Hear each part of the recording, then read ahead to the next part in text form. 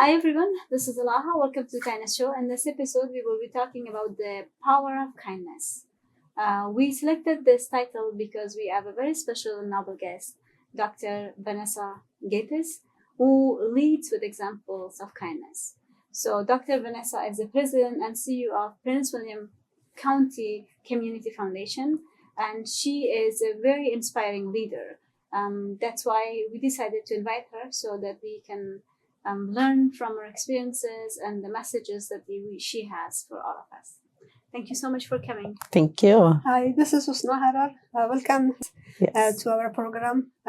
Well, I am happy to be here. I am Dr. Vanessa Gattis. I'm the president and CEO of the Prince William County Community Foundation. And our whole mission with the foundation is to help improve the quality of life for our residents in Prince William County. Wow. That's great. As a community leader, you are very popular. So many people talk very highly of you. I just want to know what made you be the person that you are today. So very kind-hearted, giving, and generous, and you do not discriminate against anyone, and you are very open. Well, I can say that definitely my belief in the Lord, I get my guidance from Him, if you will. That's my guiding principle. But I spent also over 30 years in the military. And so, through military training, through, education, just interacting with other people, you get a chance to see how people are. And I just believe that it doesn't cost anything to be kind to people and to be nice. And, everyone has different needs and wants. And so we try to recognize, what those needs and wants are from people. My background is psychology. So of course, you study people and you try to understand, what people are thinking, how they're acting, things like that. And so, just having been around people all my life, you just kind of learn people. And so, I'm around people every day. And I just absolutely love what I do. That's awesome. That's great. Kindness is very important in today's world. I believe that, people are dealing with different issues every single day. And sometimes we don't know what's going on. And, maybe a kind gesture or, a word could change someone's whole attitude and the way that their day is going. And so, it's just anything that I could do to help someone, then I'm always willing to do that. Great, that's awesome. So how can we engage the young generation in our community work and community service, and then how can they work with kindness? Well, one of the things that we encourage young people to do is get involved by volunteering, right? So, one, young people have to do volunteer hours, especially when they're in high school. They have to get so many hours in order to graduate. And That's so, yes, ma'am. And so we get a lot of calls from high school students to do community service work. And, the one thing that I try not to do is turn anyone away, because, when it comes time to do some of the programs and stuff that we do, like back to school, Thanksgiving drive, food drives, and things like that, we need people in order to help us.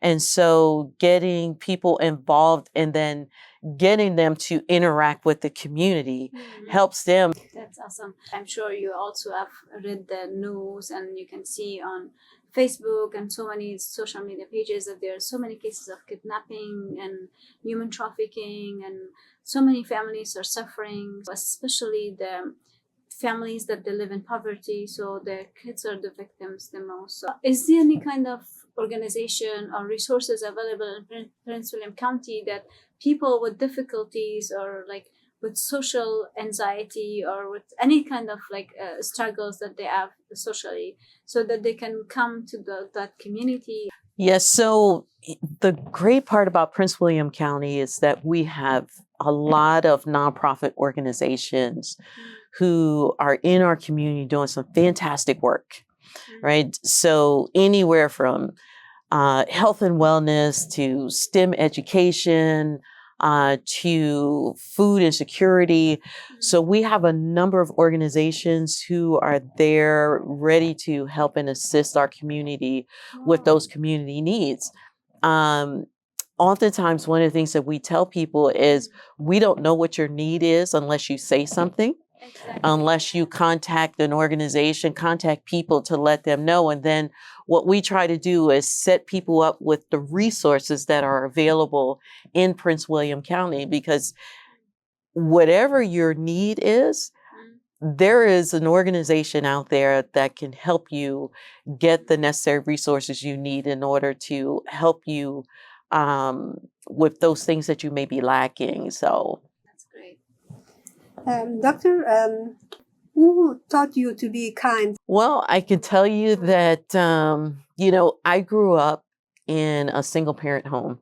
Oh. I grew up with 3 brothers and myself, and, you just run into all types of people. And so, my mom instilled, these qualities and values in me. And so, one of the things that I tell people is that the one thing that you cannot let people take away from you, or that you have, that you carry, is your integrity. And so for me, being honest, showing the highest integrity that you can have is one of my number one qualities. Wow. And then, as I matriculated through high school and then I went off to college, I left New Jersey and went to Ohio, Wilberforce University, which is, the oldest historically Black private institution here in the U.S. And learned a lot there. I tell people that's where I grew up. And so I learned a lot of how to interact with people because I was on my own there, going away for school. But I grew up there, and then I went into the military, and you learn definitely discipline. And yes, strict discipline. But that's where I established my leadership style, because I wind up getting commissioned as an officer there. So I got a chance to lead troops and be under mentors who helped me to grow into the person that I am. So I take those same qualities and I try to instill that in people that I'm around, that I mentor, young people, middle-aged people, older people, because we can always learn something from someone else. Well, I have experienced your kindness. I know about it, but I want to ask you these questions. What is one of your acts of kindness that you're very proud of and you feel good when you remember that? So one of the things that we do in the foundation, and we've been doing it now for 5 years, is we put on one of the largest back-to-school community events in Prince William County. Very inspiring, and I saw so many kids. Yes, The entire community were there. Yeah, so this year we had over 10,000 people who came out to our event, and it's grown every year. We started with 500 people. The second year we went to 2,500. The third year we went to 4,000. Last year was 6,000. This year was 10,000 people. So one of the things that we want to do is we want to be able to bring our community in so that they can get the resources that they need in order to have a good quality of life. And so with this program that we have, it's totally free to our community. We provide all types of resources from health and wellness. We give out backpacks filled with school supplies. We have free food, food vendors, as well as we give out free groceries to our community members. Wow. Thank you so much for inviting me to be there. Yes. Be part of that. So because we had our own back to schools event for next day, I think ours was the next day. So when I was there, I was so inspired. I saw kids from different walks of life, like black, white, colorful persons, like, you know, from different countries, from different cultures, from different ethnicities, and they all received the same amount of school supplies. And every child was treated with kindness and fairness. So, and then there were ice cream for them. Yes. There was plays that they could play, and it was so inspiring. I was like, when I saw you, I was like, she's a true leader. So she leads with example, real example. So your actions speak louder than your words. What projects and initiatives do you see for the future? Well, one of the things that we've just done, and we're actually getting ready to have our grand opening, we opened 10 school food pantries in 10 different Prince William County schools. Because one of the things that we recognize in our community is that we have about 14,000 kids who go hungry every single weekend. And we wanted to be able to provide food resources for those kids so that, you know, they get food over the week while they're in school. They get breakfast and lunch. But when the weekend comes, you know, it's like they have nothing to eat. And so we wanted to be able to provide food resources so that the kids and their parents can go to these school food pantries and shop so that they could take food home and have it over the weekend for free. Yes, ma'am. Great. That's awesome. Because yesterday, me and my sister talked to a kid. I think he's a 7th grade child. He told us that there's nothing in his fridge. We are not that rich, so we do not have any fund or grant yet. So everything that we do is just like with our family and friends that they support us, so we support everyone else. So that was something that me and my sister, we decided to go just act right away. Yeah, in the state of what's happening right now with the government shutdown and, you know, SNAP benefits being suspended or no longer available to, you know, those families who really depend on it each and every month. And right now, reaching out to our community to be able to provide food resources to our community members is essential. We have churches and organizations and people, you know, just galvanizing together to bring those resources to our community members. It's important right now. And we have a lot of people in our community that have to decide whether or not they're going to have a roof over their head or they're going to have food on their tables. And no one should have to decide between that, especially when you're in communities that are well off, right? But unfortunately, we do have people in our community who, you know, just need a little bit of help. And so, you know, right now we have churches, we have nonprofit organizations, we have businesses, we have individuals who've decided that we're going to take care of our own communities by providing food resources, providing those resources to our community members who need it right now. And again, we're in a tough situation right now. And, you know, until our government officials do what's right by our citizens, we've got to take care of our own citizens. So as a community leader, I want to have your perspective on this, because in the past people didn't have any problem finding jobs, like, but nowadays for those who came on scholarships or like they are from different parts of the world, so it has been so difficult for them to get a job. How can we overcome this problem? It's very disheartening. Well, I can just tell you that when you look at the economy right now, there are more people than jobs. Exactly. Right? And so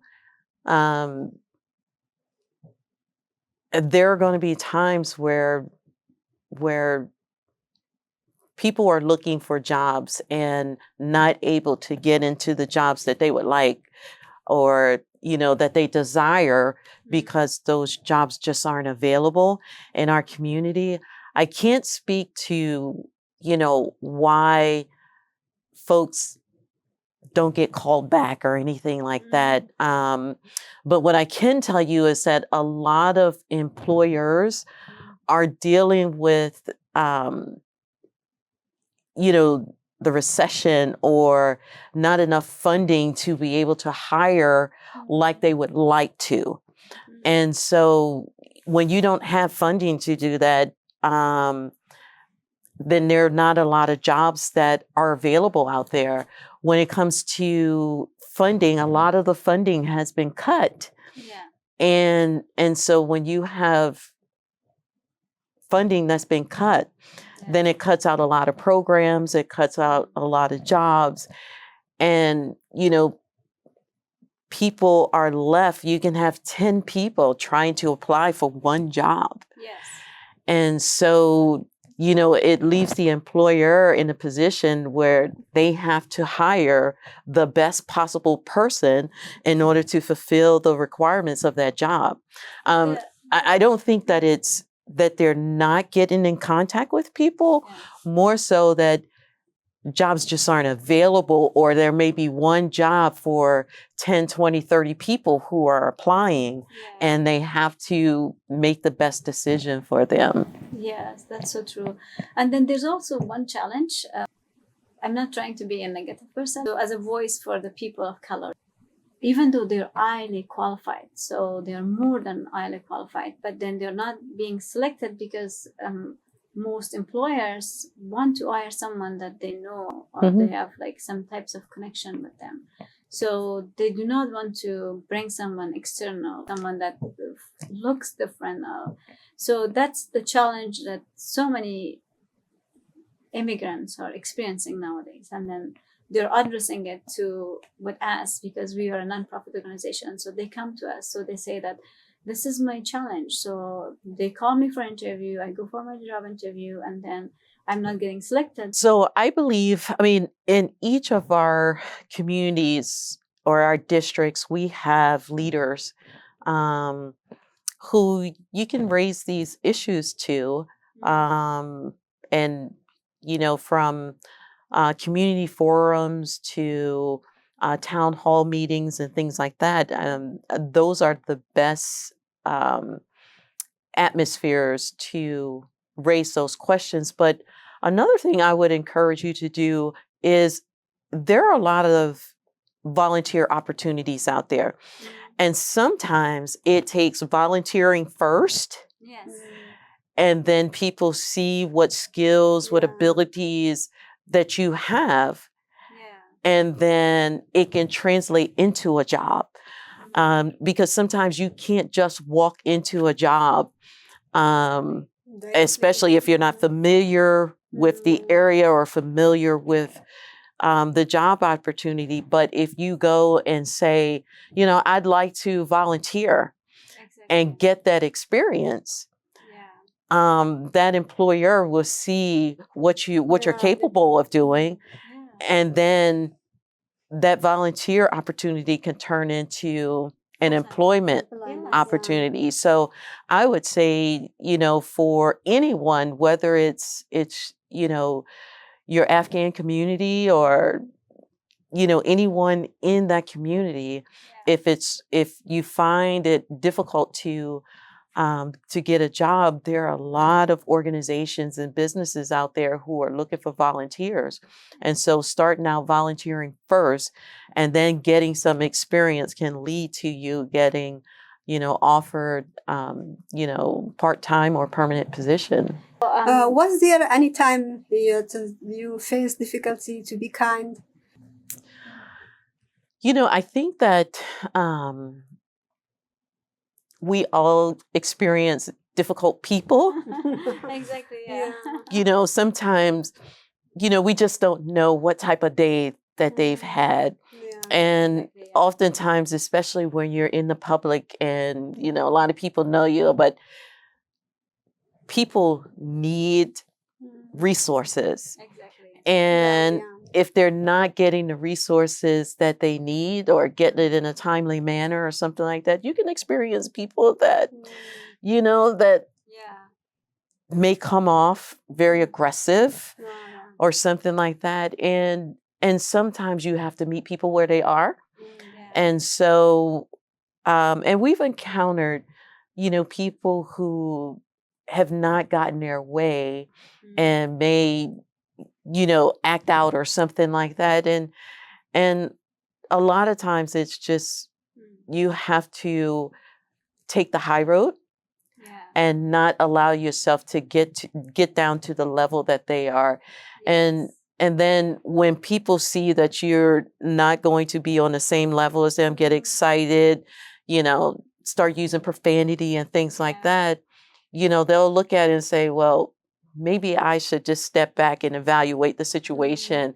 And then they take a different perspective on the situation, because oftentimes, when we're in those type of situations, it could be alleviated if we all just take a step back, we breathe, and then we think through what we're going to say next, because you could say one bad thing and it'll set off bombs. Yeah. Exactly. Yeah. But if you learn how to just bring it down, bring it in, and show people that, we don't need to get excited in order to get you what you want. Exactly. I need to understand what it is that you want and you need, and then I can help you to connect with the right people so you could get those that's a good resources. idea. But, again, there are times where sometimes people will go from 0 to 100, Yeah. and you have to figure out how to reel them back in so that it doesn't, go someplace that neither one of us wanted to go. Oh, I love that. So we introduced you as a very strong woman, and you said that you worked in military. So now people want to know about your personal life. So, are you married? Do you have kids? And what about your family life? So Yes. So I will be married 26 years this coming December. Oh, great. And so, and I have 2 young men. One was in the military, just got out of military, and my other son works for a major corporation here, and grew up in New Jersey and have lived all over the world. So the military took me all over the Have you world. been to Afghanistan? I've not been to Afghanistan, but I was stationed in Iraq. Cool. Yeah, so I've had a wide array, a vast number of places that I've lived, that I've worked, and I travel a lot. Like I said, I've been all over the world, and I just really enjoy life. I look at life and I take each day, day by day, because the one thing that I recognize is that tomorrow isn't promised. And so, I just try to live my life as an example of how Christ lived. And so, and I believe in treating people the way I want to be treated. And I so, love that. yes. Thank you. That's awesome. I love that. Yeah. So let's go a little bit more personal. Okay. Since you're a very strong woman, you work with military. So how was your marriage? Was this love marriage or arranged marriage? Did your family arrange it, or you decided yourselves? No. I actually met my husband when I was away on a work trip, and we met at church. Okay, cool. And yes, and So then you both are God's gift to each other. yes, yep. Yeah, it was successful. Oh yeah, it was, and I thank God every day for my family, because what I do daily, and even in my military work, where I traveled all over the world, my husband was there to ensure that our family was stable. And so, so now we work together. That's awesome. And, you know, like I said, I just enjoy life. No, that's great. that's That's good, awesome. yeah. That's great. Yeah. So it's very interesting. So what's your message for those women that they are caged in Afghanistan? They cannot go to school and they cannot work and they have no voice now, so they're Yeah. voiceless. So what's your message They lost to their them? jobs, so not family. Like that's lots of problem for women in Afghanistan. The situation is totally different over there. So I would say not just for women in Afghanistan, but even women here in the U.S. who um, may think that they don't have a voice, but we do have a voice. Every person has a voice. It's just how you decide to express yourself. The one thing that people cannot take away from you is education. Exactly. And so continuing to learn and to grow and to research and to understand laws and rules and things like that. I encourage people to do that because, again, knowledge is power, right? And as long as you commit yourself to wanting to understand and to learn the ways of life and the way that the world operates, not being naive or so consumed or self-absorbed, you know, but interacting with people, getting out to learn, learn in your community, learn from other people, be mentored by other people is essential because we can't learn in silo, right?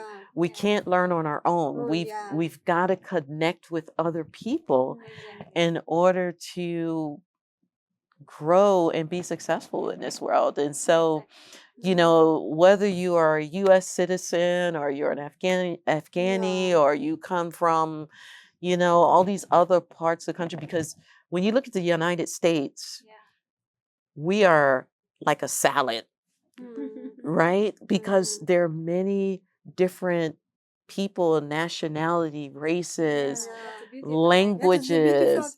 Absolutely. And so we have to not be closed-minded to be able to learn from one another because guess what? We would have never met if you didn't take that chance to come see me.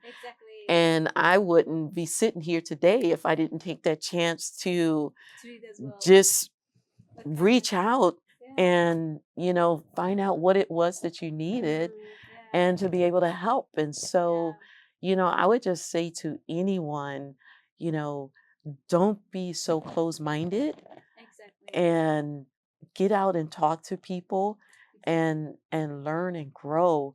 And that's how we can help to shape our communities because we can't do it by ourselves. So what challenges do you see in our community in Dumfries? Just looking at Prince William County right now, the biggest challenge that we have, and again, especially when you look at the state of what's happening, is food insecurity. It doesn't cost anything to be nice.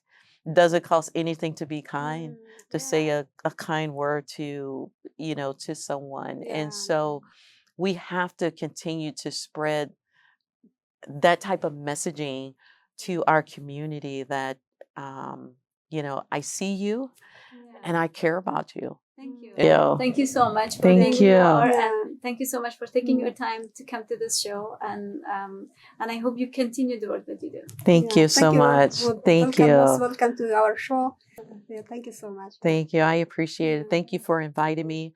One of the things I would like to let the community know is that we are having a Thanksgiving food distribution on November the 22nd at Freedom High School from 11 to 2. So anyone who, you know, needs some resources for during the Thanksgiving holiday will get the opportunity to come out and grab a Thanksgiving box. It's definitely a first come, first serve, but as much as we can give out to people, that's what we'll do. There was one question that people reach out to me, so to kindness sharing to my organization, and they were asking that are there some halal turkeys for the Thanksgiving, and also if there's no halal, is there any voucher so that they can get and buy their own turkeys from halal stores? So I do know that on November 22nd, there are a number of organizations and churches that will be distributing food for the Thanksgiving holiday.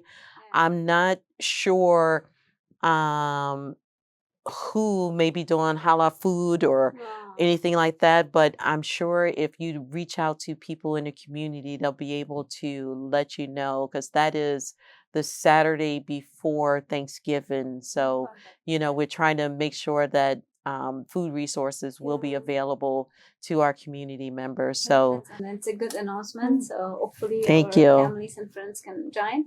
Thank you so much once again, and it was a great honor to have you. Yes, thank you. Appreciate it. Thank you. Bye, everyone. Bye.